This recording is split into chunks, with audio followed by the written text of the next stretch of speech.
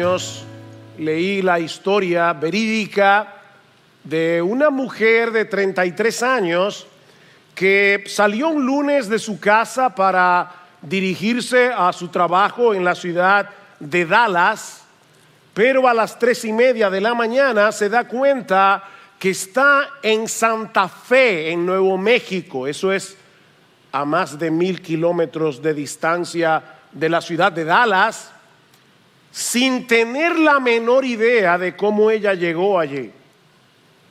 Se quedó a dormir en un hotel de la ciudad y a la mañana siguiente no podía reconocer sus pertenencias.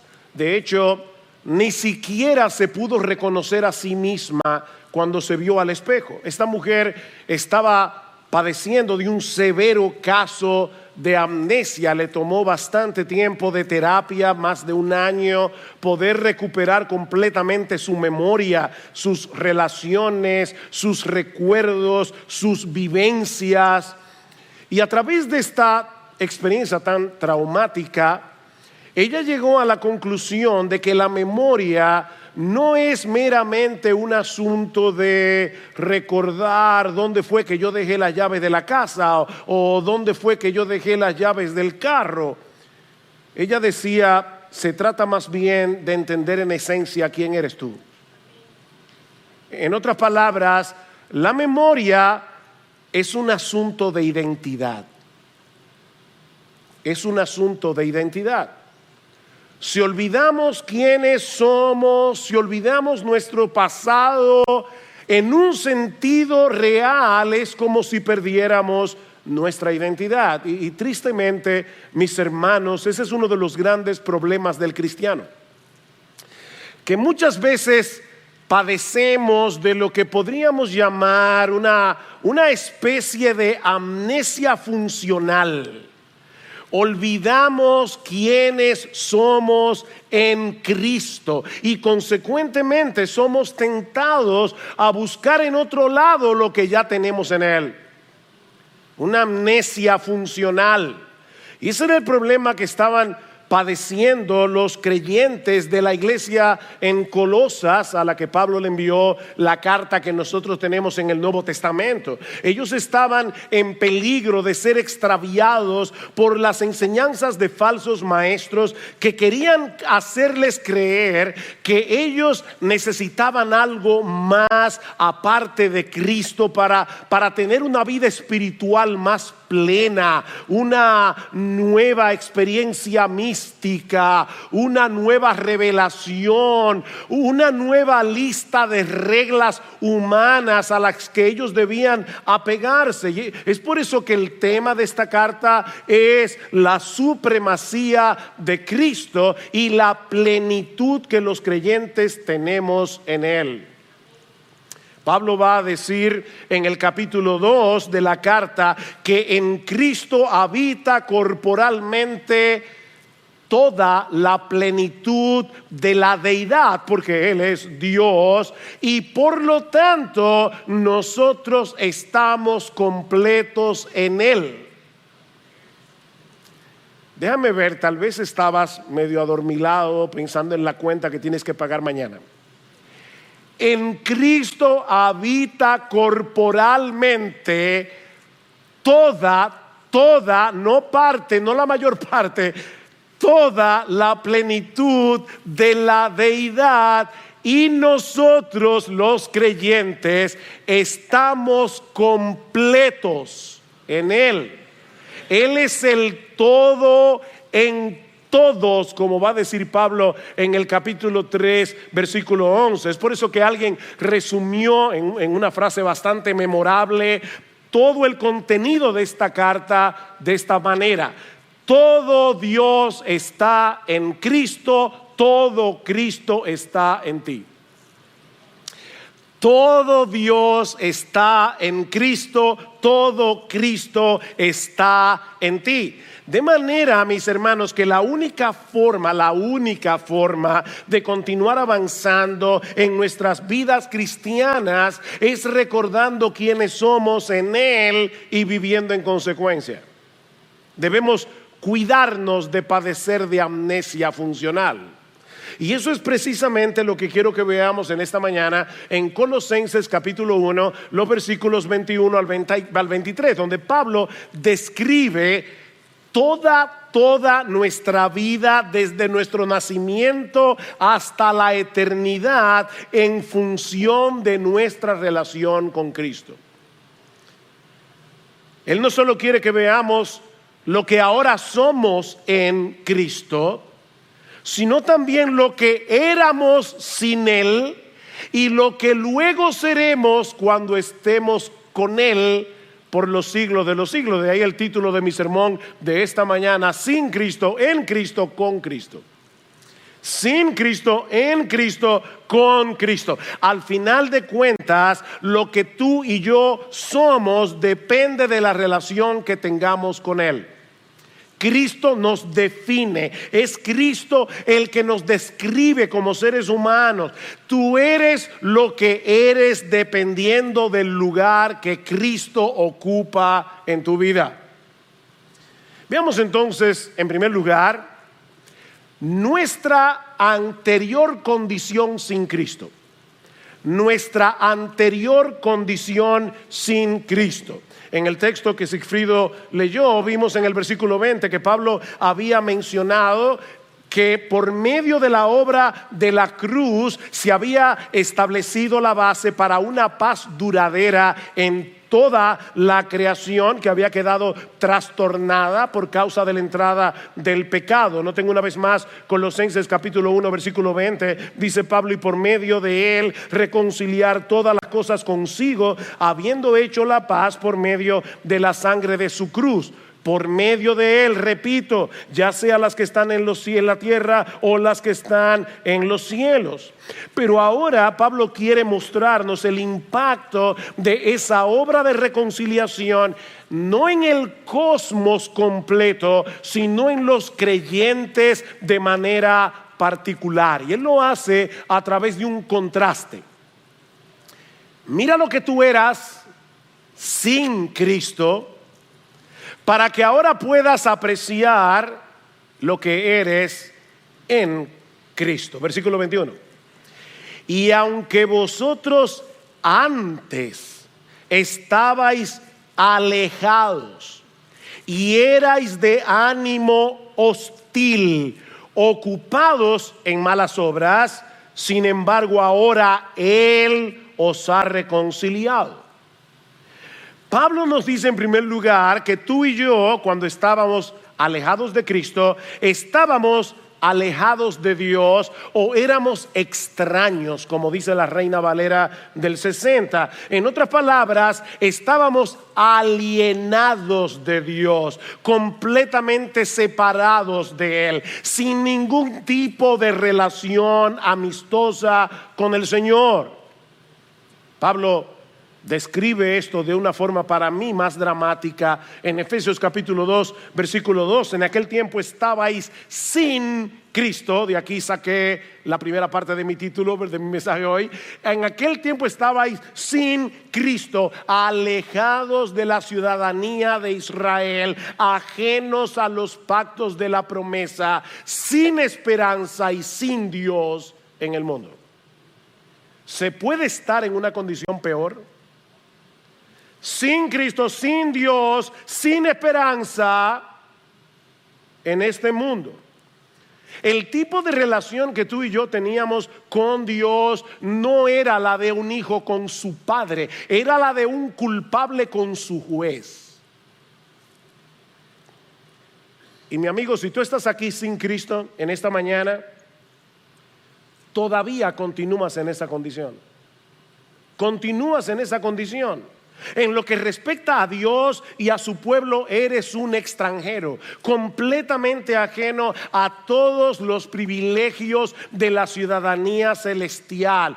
Tú no tienes derecho, mi amigo, no tienes derecho a apropiarte de ninguna de las promesas que Dios nos ha revelado en su palabra. El Salmo 23, que mucha gente ama, aún personas que no son cristianas, el Salmo 23 no es para ti. Tú no puedes decir, no tienes derecho a decir que Jehová es tu pastor. Tú no tienes derecho a decir que nada te faltará. El Salmo 90 no es para ti. Jehová no es tu refugio. Jehová no es tu fortaleza. Tú no tienes derecho a apropiarte de Romanos 8:28. A los que aman a Dios, todas las cosas les ayudan a bien. No, a ti todas las cosas no te ayudan a bien. Tú no tienes derecho. Es que tú estás ajeno a la vida de Dios. Tú eres un extranjero en lo que respecta a la ciudadanía celestial. Ahora, no olviden, hermanos, miembros de Iglesia Bíblica del Señor Jesucristo y cualquier otro creyente que se encuentre en este lugar, que la carta a los Colosenses no es un tratado evangelístico. Pablo le está diciendo eso a creyentes. O sea, Pablo quiere que tú y yo, creyentes en Cristo, no olvidemos lo que éramos sin Él. Cuidado de padecer amnesia funcional. Esa era la condición en la que todos nosotros estábamos antes de venir a Cristo en arrepentimiento y fe. Éramos extraños. De hecho, noten de nuevo en el texto que Sigfrido leyó en el versículo 13, porque Él nos libró del dominio de las tinieblas y nos trasladó al reino de su amado Hijo. Nosotros pertenecíamos a otro reino, nosotros teníamos otro amo, nosotros teníamos otro dueño, nosotros teníamos otro Señor. Y de paso, un Señor inmisericordia y cruel, al que obedecíamos ciegamente y que quería destruir nuestras almas para siempre en el infierno. Ahí vivíamos tú y yo. Pero Pablo nos dice también que éramos de ánimo hostil. O como dice la Reina Valera del 60, éramos enemigos. Éramos enemigos. Yo sé que la mayoría de las personas en el mundo no se ven a sí mismas como enemigas de Dios. Porque esa hostilidad muchas veces se disfraza de cierto fervor religioso. El incrédulo no deja de ser espiritual a su manera. El incrédulo no deja de ser religioso. Él se ha creado una especie de Dios domesticado que se acomoda a su estilo de vida. Un ser supremo, un ser todopoderoso al que nosotros podemos acudir en tiempos de necesidad, pero que no nos condene por nuestro pecado. Y como ellos no tienen problemas con esa deidad que han fabricado en su imaginación, ellos no pueden aceptar que sean enemigos de Dios. Pero Pablo no está hablando aquí de un Dios imaginario. Pablo está hablando aquí del único Dios vivo y verdadero que se revela en su palabra, la Biblia, y que solo trata con el hombre a través de un mediador, nuestro gran Dios y Salvador Jesucristo. Ese Dios de la Escritura es un problema para el hombre en su estado natural, en su estado no regenerado, porque ese Dios atenta contra nuestras pretensiones divinas. Cuando tú y yo éramos incrédulos, nos habría encantado cambiar el Padre Nuestro y terminar diciendo: porque de nosotros es el reino, el poder y la gloria por los siglos de los siglos, amén. No de Dios, sino míos. Mi hermano, esa era nuestra condición antes de venir a Cristo. Éramos extraños, éramos enemigos y consecuentemente estábamos ocupados. Me llama la atención esa frase. Estábamos ocupados haciendo malas obras. Ocupados. ¿Qué tú haces? Yo soy médico, yo soy ingeniero, yo soy abogado.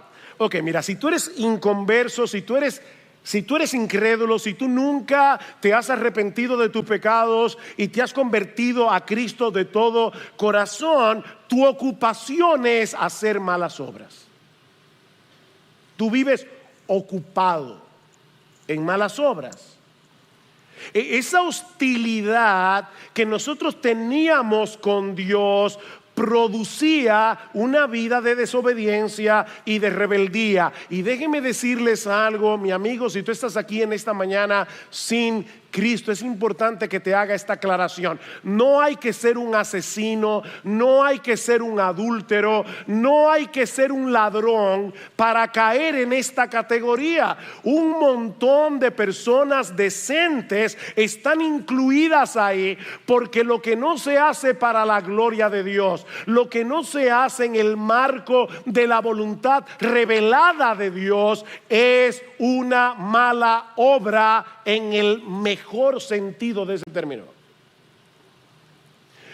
Cuando tú haces algo bueno por una mala motivación, para tu propia gloria, para cuidar tu reputación, tú estás haciendo una mala obra. Tú vives ocupado en malas obras. Mi amigo, el más grande pecado del hombre consiste en violar el más grande de los mandamientos. Y el más grande de los mandamientos es: amarás al Señor tu Dios con todo tu corazón, con toda tu alma, con toda tu mente, con todas tus fuerzas. Y el segundo mandamiento más importante es: amarás a tu prójimo como tú te amas, con el mismo fervor, con la misma emoción, con el mismo cuidado con el que tú te amas a ti mismo. Y eso no lo hace ningún ser humano ni por un segundo. Estamos ocupados haciendo malas obras. Nosotros éramos el centro de nuestro universo. Así es como el Evangelio nos describe cuando estábamos sin Cristo. Y si tú eres un verdadero creyente,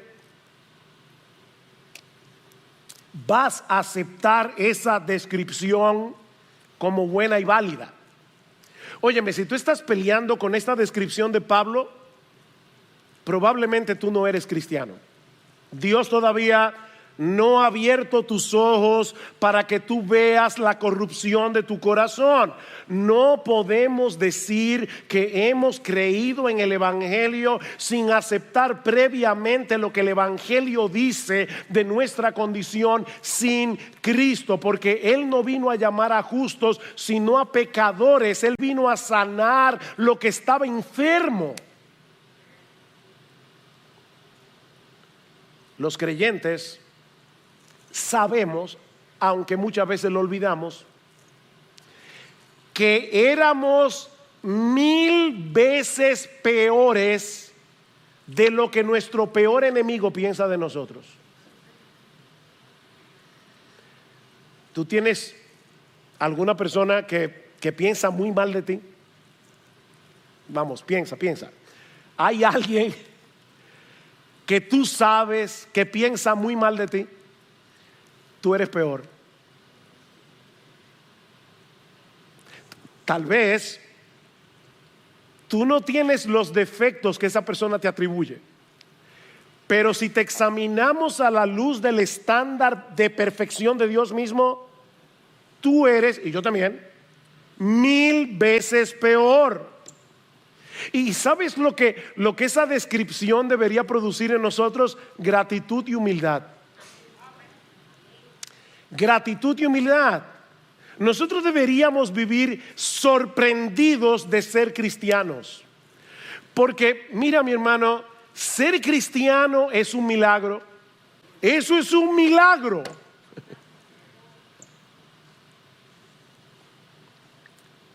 Lo que el Evangelio dice de nosotros debería producir una profunda y permanente gratitud, pero debería producir también una profunda y permanente humildad,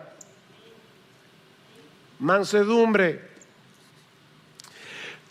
¿Tú sabes por qué nos ofendemos tan fácilmente?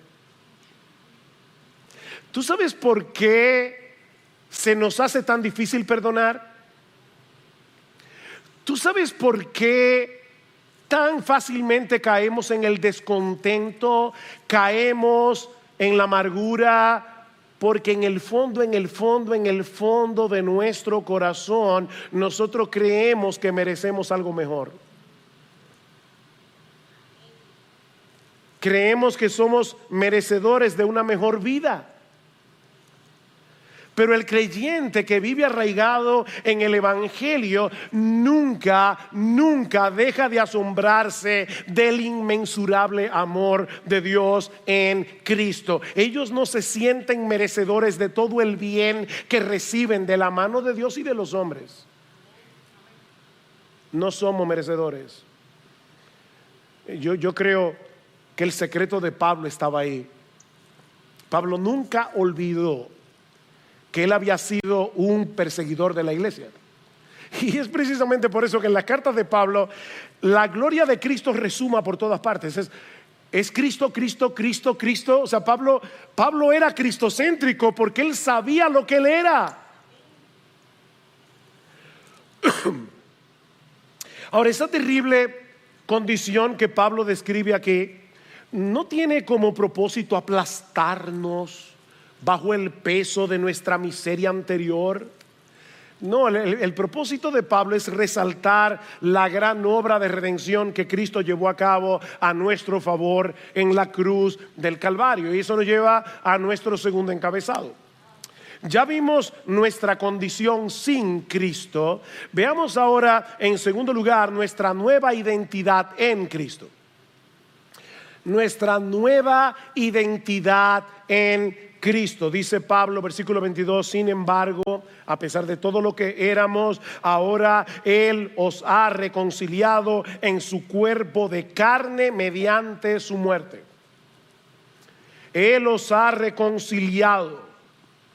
Necesitábamos ser reconciliados con Dios, pero como yo espero haber mostrado hasta este punto de mi mensaje, eso no era nada sencillo. Esa reconciliación era complicada. Por un lado, la justicia perfecta de Dios tenía que ser satisfecha, plenamente satisfecha. Pero por el otro lado, nosotros teníamos que ser transformados. Nuestra disposición de corazón hacia Dios tenía que ser cambiada. De hostilidad en admiración, de rebeldía a sumisión, de enemistad en amor. Y otra vez vuelvo a pensar en aquellas personas que dicen, no, solo lo que tú necesitas es, haz una decisión por Jesús. Óyeme que te lo voy a poner de esta manera. Para que un buitre escoja libremente comer semillas de girasol, su naturaleza buitresca tiene que ser cambiada. Hay que convertirlo en paloma. Hay que palomizar al buitre. Si es verdad que tú escogiste a Jesús, cuando tu naturaleza buitresca fue transformada, fue palomizada por el poder del Espíritu Santo, y tú naciste de nuevo. Y eso es precisamente lo que Cristo hizo por nosotros a precio de su vida. Pablo dice que fuimos reconciliados en su cuerpo de carne. Wow. Mediante su muerte. Cristo, siendo Dios, se hizo hombre. Y como hombre, Él sufrió lo que tú y yo merecíamos sufrir por causa de nuestros pecados, para poder reconciliarnos con Dios pagando nuestra deuda. Imagínate por un momento que por cada pecado que tú cometes, por pequeño que parezca a tus ojos, Dios emite una factura. Un mal pensamiento, una factura. Un pecado, otra factura. una mirada inconveniente, viste lo que no debiste haber visto, otra factura. El pecado se define en la Biblia como una deuda.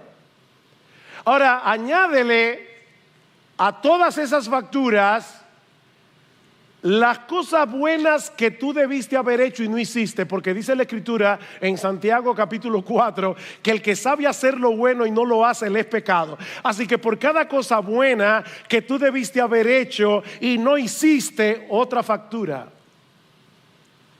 Mire, mi hermano, yo no sé cómo tú lo visualizas, pero si yo lo pienso de mi propia vida, es como si cada día se amontonaran facturas tras facturas, tras facturas, tras facturas. ¿Sabes qué fue lo que hizo Jesús? Jesús cogió todas esas facturas y las absorbió en la cruz del Calvario. Cristo le dijo al Padre: yo quiero, Padre mío, que tú me castigues a mí, que yo sufra en lugar de, pon tu nombre allí, raya, en lugar de tú, yo quiero absorber el castigo que ellos merecen por cada una de esas facturas. Yo quiero pagarlas por completo en la cruz del Calvario. Cristo absorbió. Mis hermanos, somos libres de deudas. Yo nunca me he visto en esa condición, así que no puedo entender eso del todo, de tener una deuda fuerte. No sé lo que es eso. No soy empresario, ¿no? Hay gente que debe millones. Pero yo me imagino lo que debe ser tener una deuda enorme y que el banco te mande una carta diciendo: tu deuda fue saldada. Cero. No debes nada. Ahora, lo más sorprendente de Jesús no es eso. Digo, ya eso es sorprendente. Pero hay algo más sorprendente. Si tú le debes al banco $2 millones y el banco paga tu deuda, tú no debes nada, pero en el banco tienes cero. Pero eso no es lo que hace Jesús. Jesús toma todas tus facturas, las pagó en la cruz del Calvario y después le dijo al Padre: mi justicia perfecta ponla en su cuenta. Así que en el banco del cielo nuestra cuenta no está en cero. En el banco del cielo nosotros tenemos la misma justicia de Jesús. Eso es lo que la Biblia llama justificación. Sorprendente, todavía queda algo más.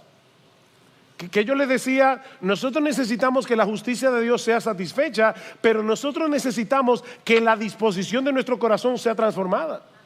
Así que no solamente se trata de que nuestra deuda fue saldada, sino que en el momento de nuestra conversión comienza un proceso de transformación en nuestros corazones.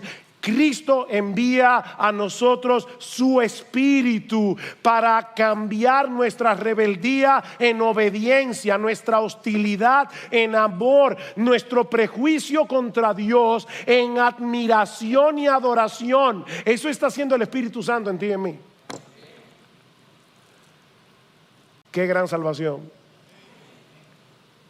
Eso es lo que implica ser reconciliado.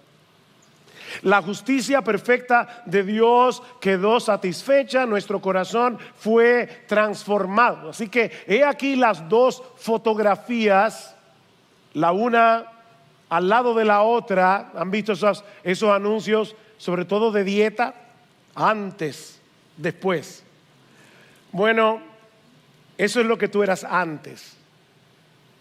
Eso es lo que tú eres ahora. Dios obró en nosotros un cambio extraordinario, de la muerte a la vida, de la ceguera a la visión, de la potestad de las tinieblas, esclavos del diablo, al reino de su amado Hijo. Vivir de acuerdo al Evangelio, vivir de acuerdo al testimonio de las Escrituras, es creer eso. Es creer lo que la Biblia dice que éramos y es creer lo que la Biblia dice que somos, que ya no hay condenación, ya no hay condenación para aquellos que están en Cristo Jesús, porque Dios nos ve a nosotros a través de la justicia perfecta de su Hijo. Ahora queremos agradar a Dios, pero no para ganarnos su favor a través de nuestra obediencia, sino con la gratitud que produce el saber que ya fuimos favorecidos por causa de la obediencia de Jesús. Y ¿saben qué, hermanos? Solo así vamos a poder librarnos de los dos grandes enemigos de la vida cristiana: el legalismo y la mundanalidad. El legalismo y la mundanalidad. El hecho de saber que nosotros fuimos perdonados, reconciliados con Dios por causa de la obra de Cristo, nos libra de querer ganarnos su bendición, de querer ganarnos su favor a través de nuestra obediencia, legalismo. Pero nos libra también de tomar el pecado a la ligera. Porque ahora tú y yo sabemos lo que le costó a Cristo librarnos de la condenación y de la esclavitud del pecado. Así que mira, independientemente de cuál haya sido tu estilo de vida antes de venir a Cristo en arrepentimiento y fe, tú debes entender que tus antiguos pecados ya no son los que te definen. Es tu nueva identidad en Cristo. Hace unos años estaba dándole consejería a una joven que durante muchos años practicó el lesbianismo. Y ella me decía con mucho pesar en la oficina: yo soy lesbiana, arrepentida, convertida, pero yo quisiera ser mujer, plenamente mujer. Y yo le decía a esta joven, primero le leí 1 Corintios capítulo 1, versículos 6 al 9, donde Pablo menciona una extensa lista de pecados, pero luego dice: y esto erais algunos, erais pasado, mas ya habéis sido lavados, ya habéis sido justificados, ya habéis sido santificados en el nombre del Señor Jesucristo y por el Espíritu de nuestro Dios. Y yo le decía: mira, nosotros no somos como los alcohólicos anónimos, que a través de toda su vida dicen: yo soy alcohólico aunque tengan 20 años sin tomar un trago. Por Cristo y por la obra de su Espíritu en ti, tú puedes decir: yo era. Eso no te define. Tú eres cristiano, eres cristiana. Lo que te define ahora, independientemente de las luchas que tú puedas tener en el día de hoy con tus pecados pasados, lo que te define es tu nueva identidad en Jesucristo. Esa es tu definición. Esto erais algunos. Pero Pablo no ha terminado. A él le falta otra foto. Ya nos mostró nuestra condición pasada sin Cristo. Ya nos mostró nuestra nueva identidad en Cristo, en unión con Cristo. Pero ahora quiere que veamos nuestro futuro con Cristo cuando estemos en su presencia. Versículo 22. Sin embargo, ahora Él os ha reconciliado en su cuerpo de carne mediante su muerte, a fin, he aquí el propósito, a fin de presentaros santos, sin mancha e irreprensibles delante de Él. Wow, cuando nos toque presentarnos delante de Dios en su tribunal, podremos hacerlo con toda confianza, porque vamos a estar no solamente posicionalmente, sino en la práctica, en la misma posición y condición moral y judicial que el Señor Jesucristo. Él era sin mancha, Él era santo, Él era y es irreprensible. Durante todo su ministerio terrenal, Cristo nunca pecó, Cristo no tuvo ningún defecto, nunca tuvo nada que pedir perdón. Él era absolutamente irreprensible. Nadie nunca pudo levantar su mano y acusar verazmente a Jesús de ningún pecado. Y ¿sabes qué, mi amado hermano? Cuando nosotros estemos en la presencia del Señor, ni el diablo, ni sus demonios, ni nadie podrá levantar su mano contra nosotros y acusarnos de ningún pecado. Estaremos santos, sin mancha e irreprensibles ante los ojos mismos de Dios. En cuerpos glorificados. A partir de ese momento no pecaremos nunca más. Esta mañana, pensando en el sermón de hoy, recordé una historia que leí hace muchos años, no sé cómo eso vino a mi memoria. Es la historia de un chino que era un ladrón. Alguien le predicó el evangelio y el chino se convirtió.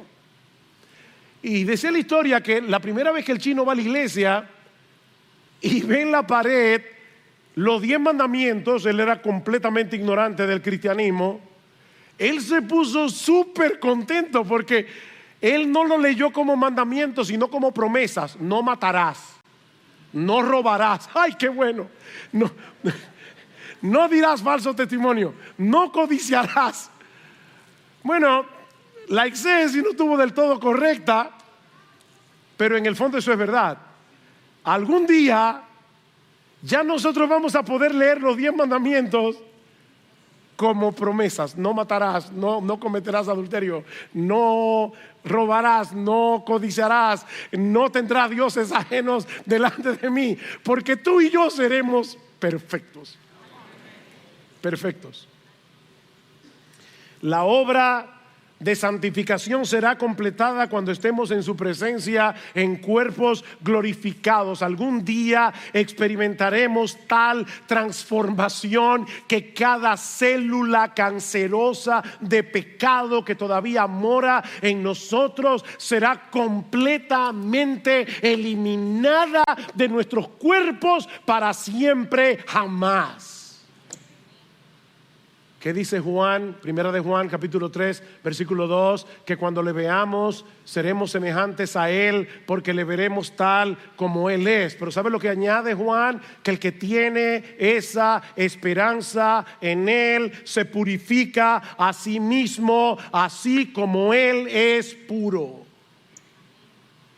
El que tiene esa esperanza es una esperanza purificadora, es una esperanza que actúa ahora en la foto presente.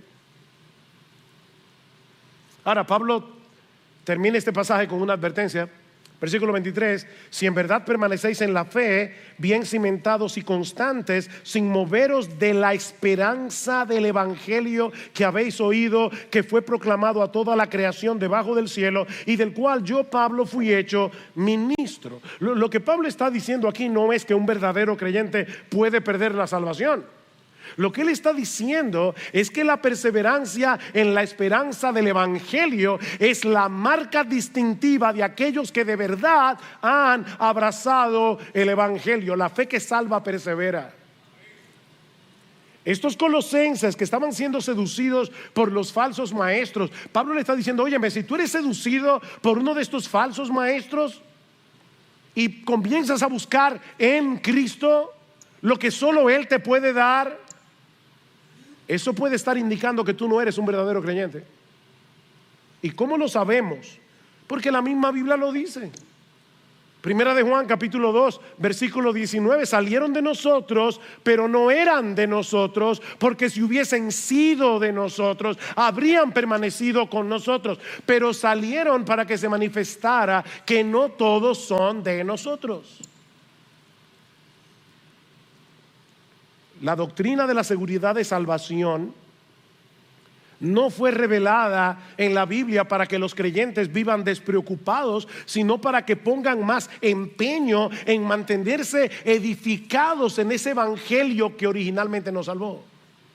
Porque es el evangelio lo que produce frutos en nuestra vida. Note lo que dice Pablo en Colosenses capítulo 1 versículo 6. Dice: la palabra que oísteis, el evangelio, que ha llegado hasta vosotros, así como en todo el mundo está dando fruto constantemente y creciendo, así lo ha estado haciendo también en vosotros desde el día que oísteis y comprendisteis la gracia de Dios en verdad. ¿Por qué tú y yo necesitamos entender cada vez mejor el evangelio? ¿Por qué tú y yo necesitamos entender la gracia de Dios en verdad? Porque eso es lo que produce fruto en nuestra vida. Vive tu vida aquí y ahora con los ojos puestos en la gloria que nos espera cuando estemos finalmente con Cristo en la presencia de Dios. Porque solo a través de esa esperanza, mi amado hermano, mi amada hermana, vas a poder mantenerte en la carrera independientemente de las circunstancias adversas que nosotros tengamos que enfrentar en esta vida. En el mundo tendréis aflicción, dice el Señor, pero confiad, yo he vencido al mundo. Imagínate a un muchacho que se está recuperando de una pierna rota y él está mirando los Juegos Olímpicos. Él es muy deportista, le encanta correr, saltar, jugar basquetbol, y él está allí mirando con su pierna rota los Juegos Olímpicos.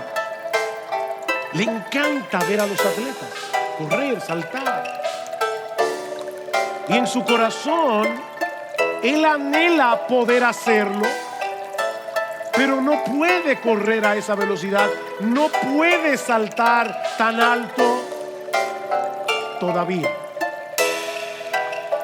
Su limitación física, su pierna rota, no se lo permite. Pero algún día esa pierna será sanada y él va a poder volver a la cancha otra vez. Bueno, mis hermanos, nosotros los creyentes deseamos de todo corazón obedecer a nuestro Señor. Nosotros deseamos obedecer a Dios como Cristo lo hizo. Pero la verdad es que por más empeño que ponemos en esto, estamos muy lejos de ser perfectos. Estamos muy lejos de ser como Jesús. Por causa del pecado que todavía mora en nosotros, obedecemos, pero no perfectamente.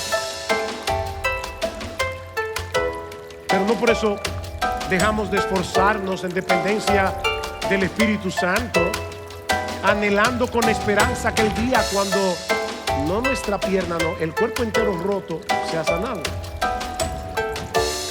Cuando Cristo en su venida transformará el cuerpo de la humillación nuestra para que sea semejante al cuerpo de la gloria suya.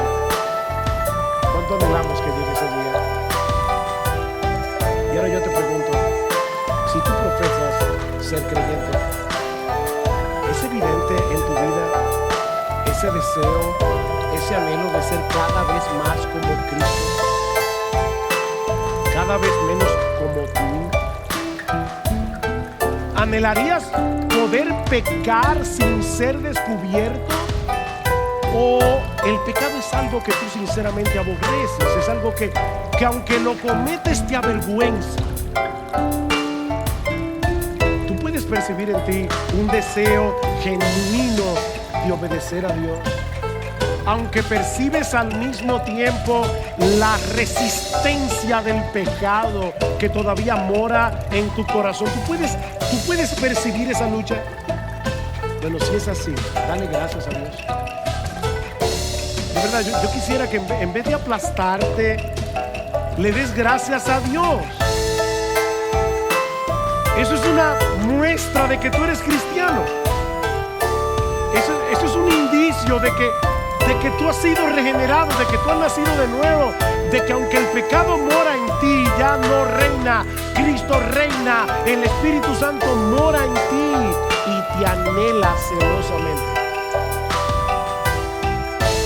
Y ampárate una vez más en el Evangelio de Cristo, en el perdón que has recibido en Él de todos tus pecados y en la esperanza gloriosa de que pronto, muy pronto, no matarás, no cometerás adulterio, no darás falso testimonio, no codiciarás, no tendrás dioses ajenos delante del Señor.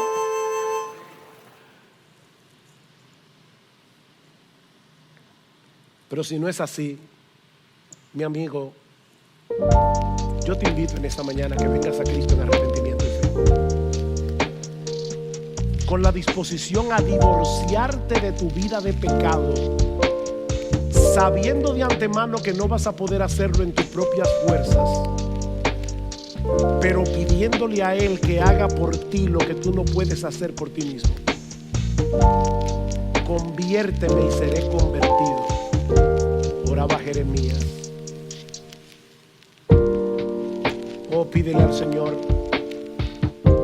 que de pura gracia perdone todos tus pecados, que de pura gracia te conceda el don de la vida eterna en Cristo.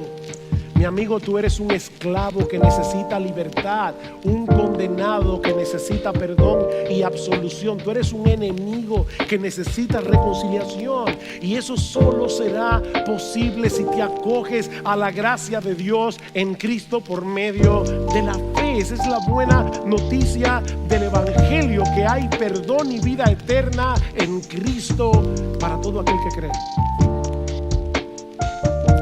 Quisiera concluir con la letra de un hermoso himno que resume todo lo que hemos dicho hoy en este mensaje. A creyentes y a incrédulos, pon tu mirada en Cristo.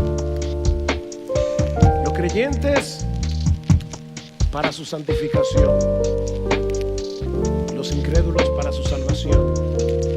Pon tu mirada en Cristo, tan lleno de gracia y amor, y lo terrenal sin valor será a la luz del glorioso Señor. Pon tu mirada en el monte, en el Calvario.